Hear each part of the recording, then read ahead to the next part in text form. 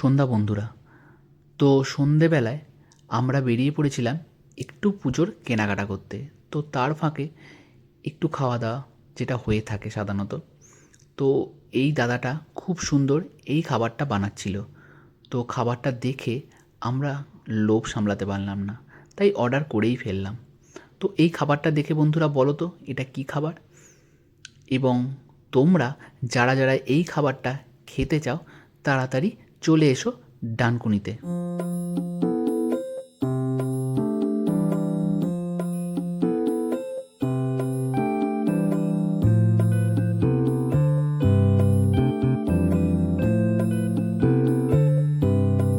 তো বন্ধুরা, দেখতে পাচ্ছ কি অসাধারণ বানাচ্ছে খাবারটা।